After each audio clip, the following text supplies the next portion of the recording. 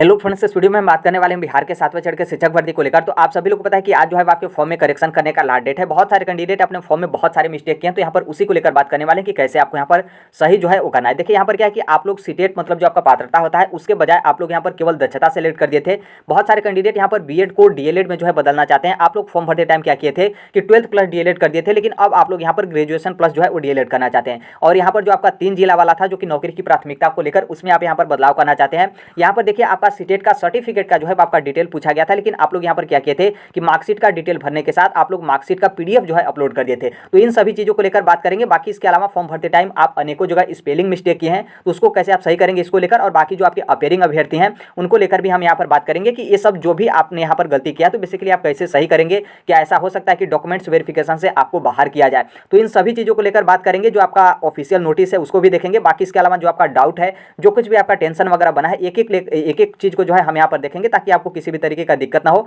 और बहुत अच्छे तरीके से जो है आप सभी लोग जो है डॉक्यूमेंट्स वेरिफिकेशन में जो है वो जाइए। सबसे पहले यहाँ पर जो आपका ऑफिशियल नोटिस है उसको लेकर देखेंगे। उससे पहले बता दें कि यदि आप इस प्लेटफॉर्म पे नए होंगे तो राइट टू एजुकेशन सोनभद्र को आप सब्सक्राइब जो है कर लीजिएगा। देखिए ये जो आपका ऑफिशियल नोटिस है जिसमें आपके सुधार करने को किस चीज को बोला गया है, तो पहले है आपका डेट ऑफ बर्थ को लेकर, जन्म तिथि को लेकर, और दूसरा आपका दिव्यांगता की प्रकृति को लेकर, तीसरा आपका आरक्षण की कोटि को लेकर, चौथा आपका कास्ट मतलब जाति को लेकर, और यहाँ पर आगे है आपका पता मतलब एड्रेस को लेकर, और है उसके आगे शैक्षणिक एवं प्रशैक्षणिक योग्यता। तो ये सभी चीजें जो है आपकी ऑफिशियल है, जिसमें बोला गया कि आप इन सभी चीज़ों में जो है आप परिवर्तन कर सकते हैं। बाकी इसके अलावा भी जो है आप यहाँ पर सुधार जो है कर सकते हैं। हम यहाँ पर एक एक करके जो है बात करने वाले हैं। अब यहाँ पर देखिए सबसे पहले हम यहाँ पर स्टार्ट करते हैं आपकी पात्रता और दक्षता को लेकर।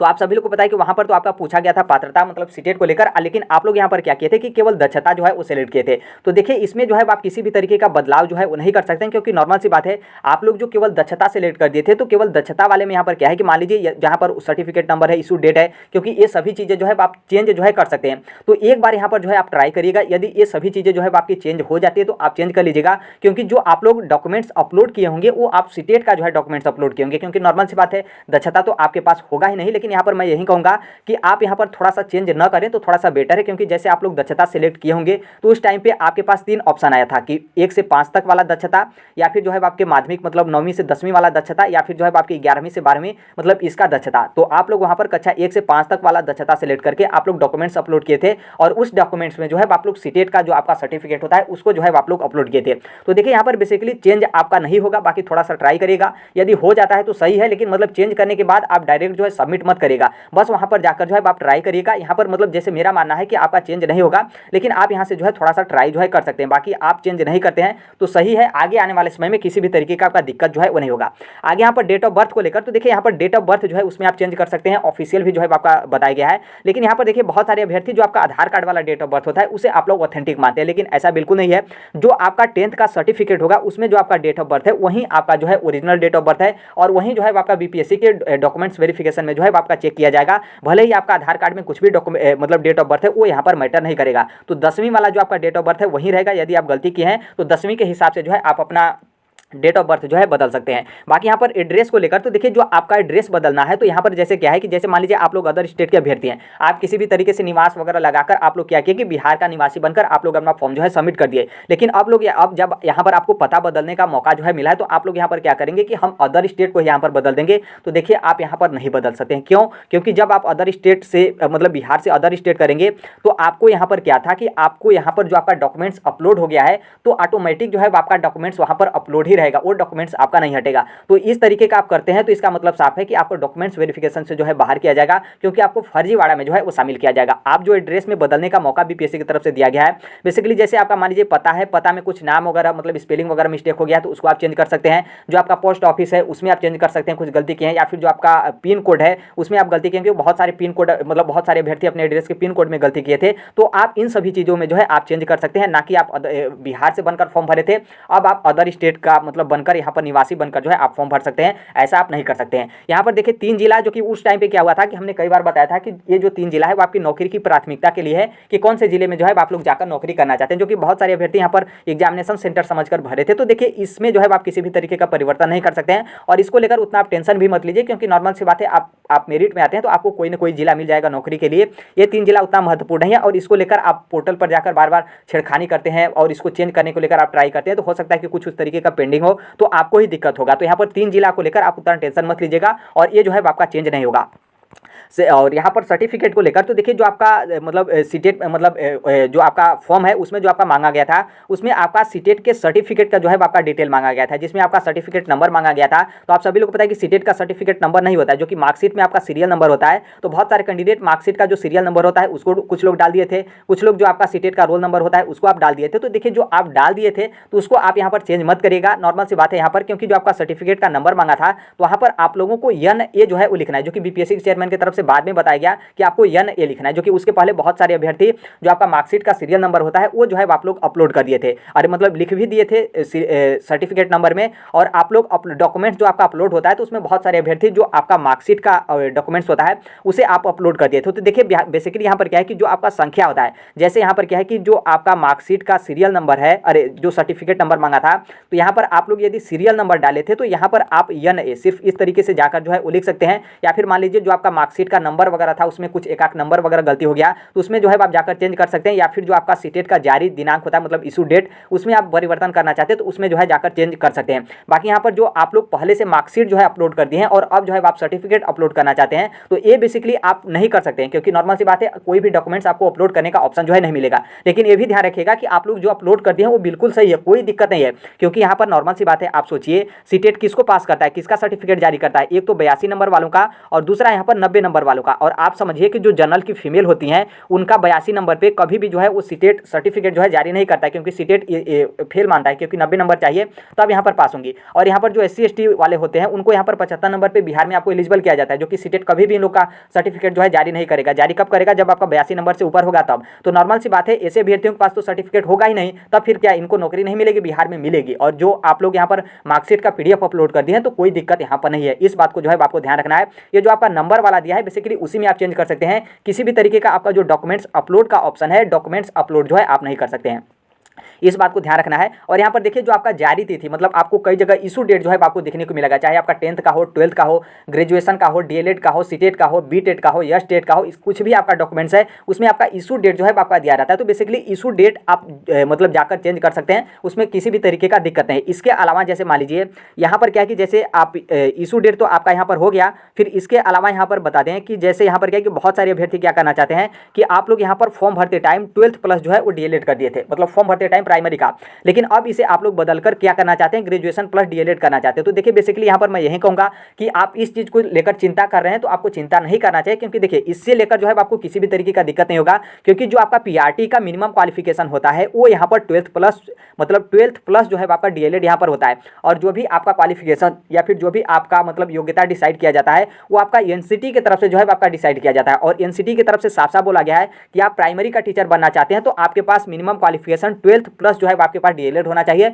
और जो आपका पात्रता है वो आप जो है क्वालिफाई यहाँ पर होना चाहिए। तो नॉर्मल सी बात है जो आपका NCT है उसमें साफ साफ PRT के लिए 12th प्लस DLED को यहाँ पर एलिजिबल किया गया है, और आपसे यहाँ पर 12th प्लस DLED ही जो है मांगा गया था। तो इसलिए उतना टेंशन आप मत लीजिएगा, और इसको लेकर नॉर्मल सी बात है आप अपने पोर्टल पर जाकर जो है थोड़ा सा भी छेड़खानी मत करिए, क्योंकि आप वहाँ पर जाएंगे तो जो आपका संख्या है उसे आप बदल सकते हैं, नॉर्मल सी बात है यस बदल सकते हैं, जो आपका सर्टिफिकेट नंबर मार्कशीट का डिटेल होगा उसे भी आप डाल सकते हैं, ठीक है। लेकिन यहाँ पर जब आप यहाँ पर ग्रेजुएशन करेंगे तो ग्रेजुएशन का डिटेल जो आपका डॉक्यूमेंट्स होता है उसे आप अपलोड कैसे करेंगे, नॉर्मल सी बात है आप नहीं कर पाएंगे। और नोटिफिकेशन में डॉक्यूमेंट्स वेरिफिकेशन के टाइम साफ साफ बोला गया है कि फॉर्म भरते टाइम वो सभी चीज़ें जो है आपकी चेक की जाएगी जो आपने फॉर्म भरते टाइम अपलोड किया है, और आपके पास उसका ओरिजिनल होना चाहिए। तो इसका मतलब साफ है कि आपके पास मिसमैच होगा, क्योंकि आप लोगों ने वहाँ पर क्या किया कि ग्रेजुएशन का आप लोग डिटेल भर दिए और आपने ग्रेजुएशन का डॉक्यूमेंट्स ही अपलोड नहीं किए। तो इसलिए आप लोगों को यहाँ पर फिजूल में जो है वो दिक्कत हो जाएगा, काफ़ी ज़्यादा परेशानी होगा, हो सकता है कि आप लोग को डॉक्यूमेंट्स वेरिफिकेशन से बाहर भी जो है किया जाए। तो इसलिए इसको लेकर जो है आप लोग यहाँ पर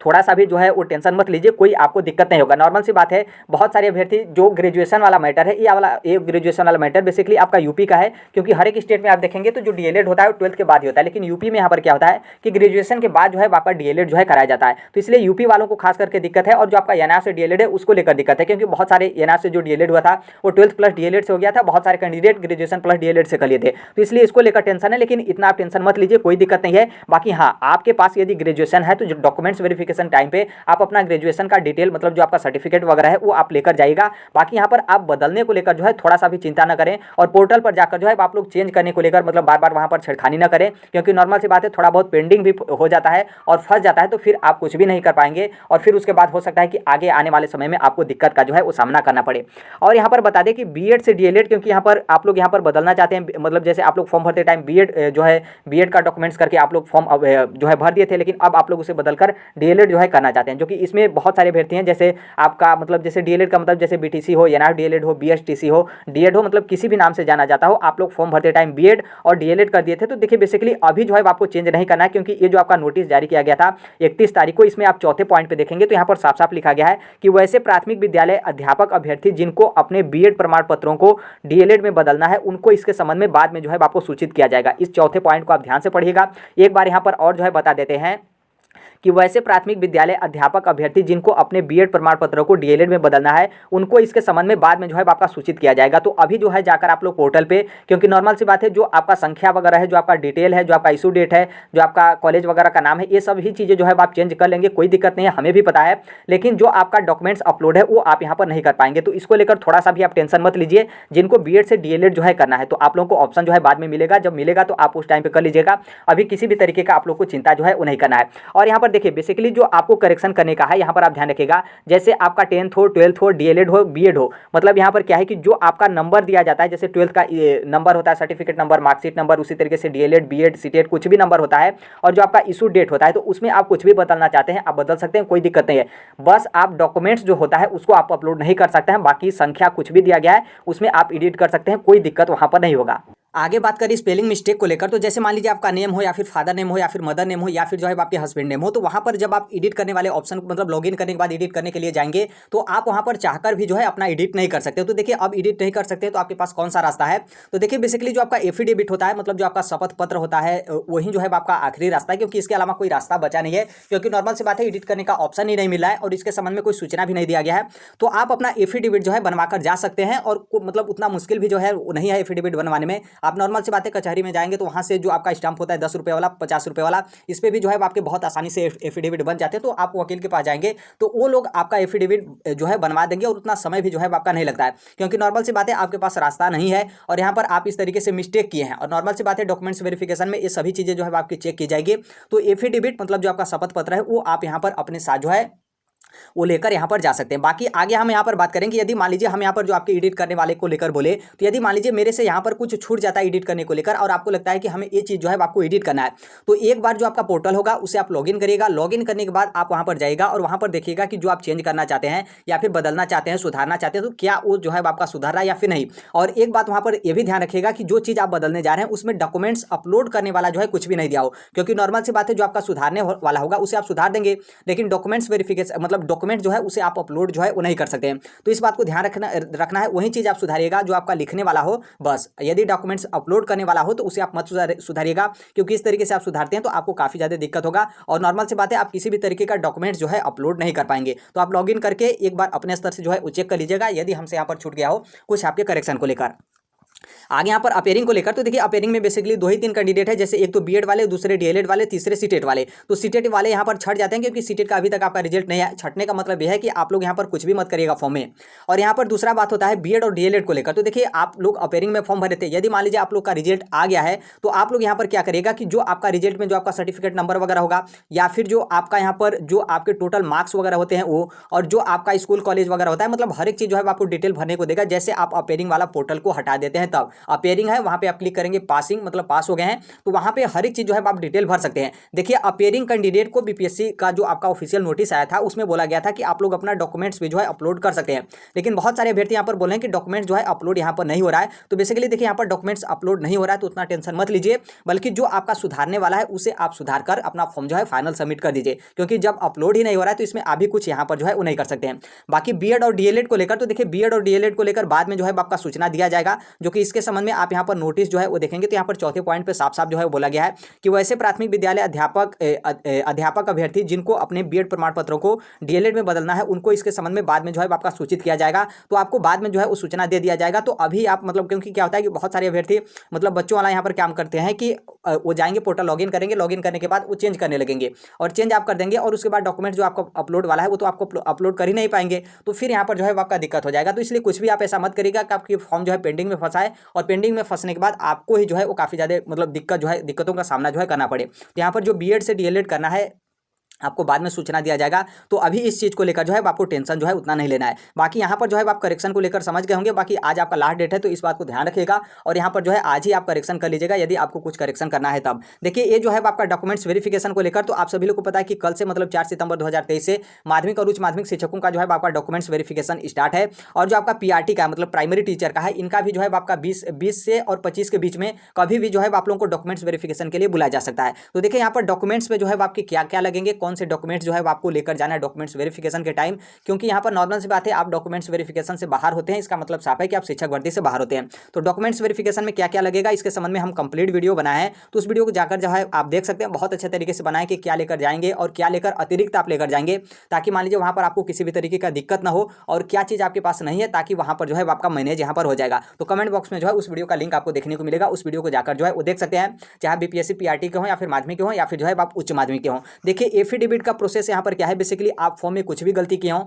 या फिर जो आपका स्पेलिंग वगैरह मिस्टेक है तो उसमें आप एफिडेविट बहुत आसानी से बनवा कर जा सकते हैं। तो अलग से हम एफिडेविट कैसे बनता है, क्या पूरा प्रोसेस होता है, उसको लेकर हम एक अलग से वीडियो बना देंगे। बाकी आप कचहरी में जाएंगे, वकील के पास जाएंगे तो हर एक चीज़ जो है आपका बता देंगे और बताएंगे ही नहीं बल्कि आप बनवाना चाहते हैं तो तुरंत उन लोग बनवा भी देंगे आपका एफिडेविट। तो आई होप इसे आप समझ गए होंगे। यही अपडेट है अभी के लिए। बाकी टेलीग्राम वगैरह से आप जुड़ जाएगा, जो कोई भी अपडेट होता है हम टेलीग्राम पर शेयर कर देते हैं। और दूसरा आपका जो यूट्यूब का कम्युनिटी होता है उसको भी आप बार बार जो है वो चेक किए मतलब करते रहेगा, क्योंकि बहुत सारे अपडेट वगैरह हम यूट्यूब के कम्युनिटी और जो आपका टेलीग्राम है वहाँ पर जो है भेज देते हैं। तो टेलीग्राम से जुड़ जाएगा, कमेंट बॉक्स में जो है टेलीग्राम का लिंक मिलेगा। बाकी आप भी यदि मान लीजिए आपका बीपीएससी टीचर का वर्तमान जिसके बारे में हम बात करें, यदि आप इसका एग्जाम नहीं दिए हों या फिर आपका पेपर अच्छा नहीं गया हो तो जो आपका 8वें चरण का शिक्षक भर्ती मतलब बीपीएससी टीआरई सेकेंड जो कि 1.5 लाख पदों पर जो है आपकी शिक्षक भर्ती होगी, पीछे जाएंगे तो उसके संबंध में हमने वीडियो बनाया, उस वीडियो को जाकर भी सकते हैं। तो आप उसकी तैयारी अभी से करना स्टार्ट कर दीजिए, क्योंकि सितंबर लास्ट या फिर अक्टूबर की स्टार्टिंग में आपको वैकेंसी जो है वो देखने को मिलेगी। तो आप अभी से तैयारी किए रहेंगे तो अच्छा रहेगा, क्योंकि नोटिफिकेशन आने के बाद उतना समय नहीं मिलेगा तैयारी करने को लेकर। क्योंकि आप अभी देखेंगे बीपीएससी हो या फिर बिहार का एजुकेशन डिपार्टमेंट हो, उसका स्पीड 5G के स्पीड से भी जो है आपके ज़्यादा है। तो अभी से तैयारी किए रहेंगे तो ज़्यादा अच्छा रहेगा, ताकि बाद में आपको पछतावा जो है वो न करना पड़े। तो यही अपडेट है। बाकी अभी टीचिंग वगैरह एग्जाम की तैयारी, कंपटीटिव एग्जाम की आप तैयारी करते हैं तो इस platform right to education Sonbhadra को आप सब्सक्राइब जो है कर लीजिएगा। तो आई होप सब चीज़ को आप जो है आप समझ गए होंगे, यदि आप कंप्लीट वीडियो देखे होंगे तब। बाकी इसके अलावा कोई डाउट होगा तो कमेंट बॉक्स में जो है वो शेयर कर दीजिएगा, वहाँ पर कोई ना कोई आपको रिप्लाई दे ही देगा या फिर जो है हम यहाँ पर रिप्लाई जो है वो दे देंगे। तो मिलते हैं अगले नेक्स्ट वीडियो में, तब तक के लिए thank you, bye bye, take care, all the best, thank you for listening, God bless you all, thank you.